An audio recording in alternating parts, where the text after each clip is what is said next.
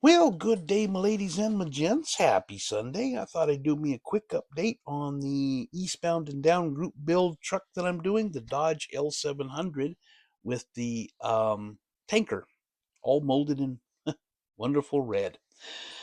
So, anyway, what I got done so far, other than I've got some stuff painted and I've got some stuff put together, and because I've had some health issues the last several days, including migraines and severe pain in my leg and foot that stems from when I shattered my leg a few years ago.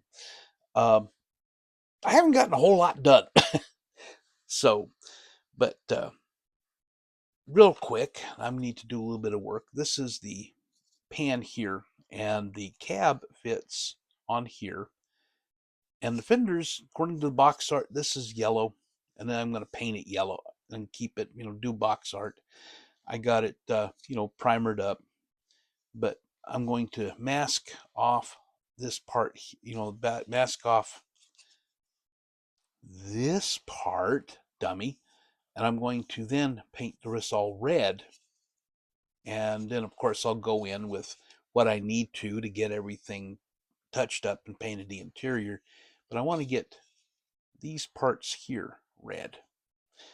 And I want to take a little bit closer look and see if I want to do the underside black and whether this part needs to be red or yellow. I need to look a little closer on that and see how everything goes together.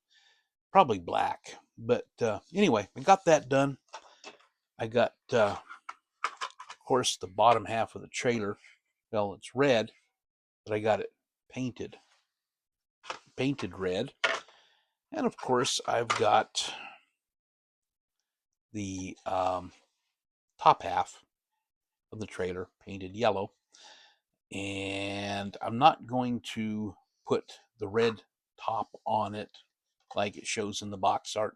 I'm just not going to go to that much hassle to try to match up everything or glue this together and then do mask. I'm just not.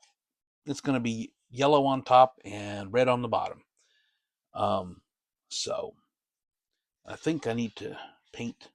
It's got this little lip here, and it needs to be yellow, so I need to do that today.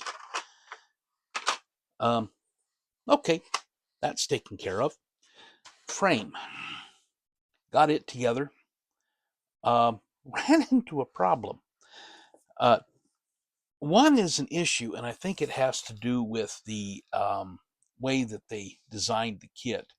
It has posable steering, but I could not find a way to easily make it to where it is steerable.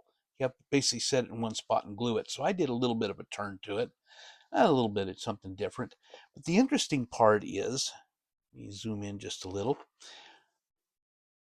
The shaft for the steering wheel, the steering tire, came clear out to along about here.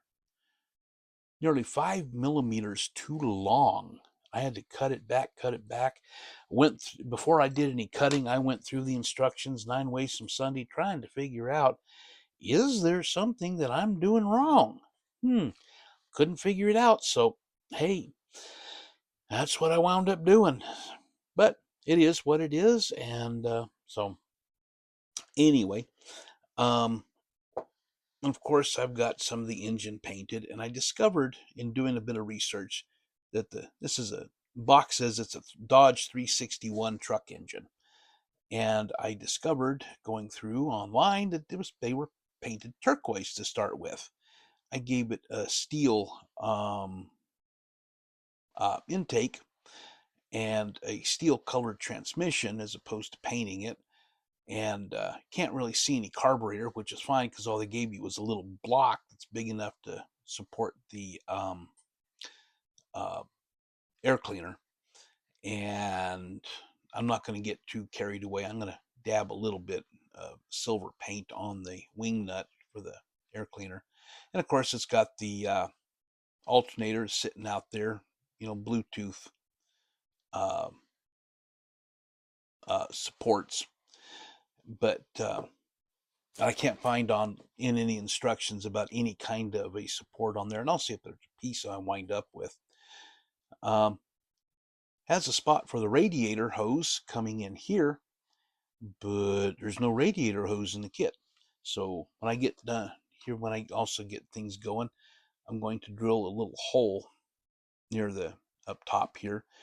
And the only thing I'm going to do that's not box stock is I'm going to put a radiator hose from there to the radiator.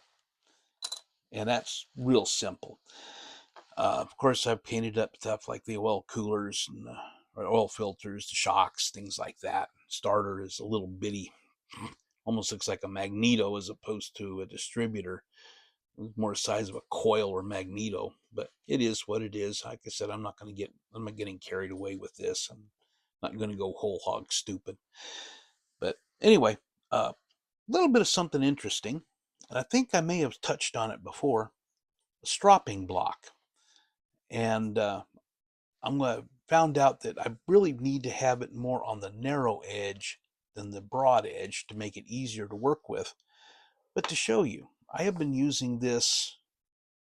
Let me zoom in on the blade. This blade was all but useless when I started this project. I have been stropping it every so often, keeping the edge fairly keen, and it still is quite sharp. I'm a little afraid to run my finger across it for cutting my skin. Cuts paper rather easily. But I'm working with it to try to see just how long it will actually work and how long it'll last.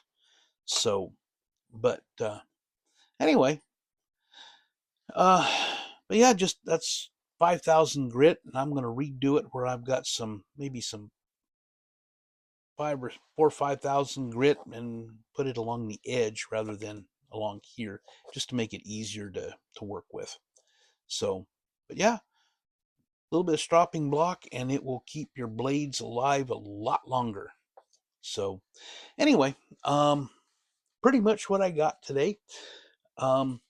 Be sure and go on over to vcgresins.com. Josh there at VCG is a big supporter of the channel and big supporter of the whole hobby, and kind of a one-man operation over there. But anyway, so when you go to his website, be sure and scroll down to the bottom.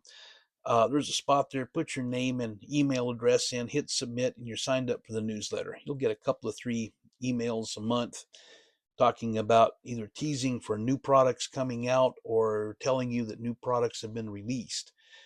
And should be getting one here fairly soon, next day or two, I would think, that's talking about some new stuff coming out. So, but at any rate, do that and go shopping.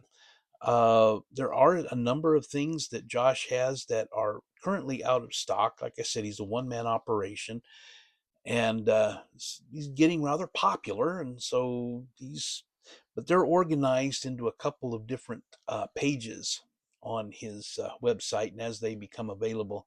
But if you go through those pages and you see something you want and it's obvious, and it says not in stock, there's a notify me function. Excuse me. You go and put your email address in, hit notify me, and then when it comes available, you get an email telling you it's back in stock and you can go check it out.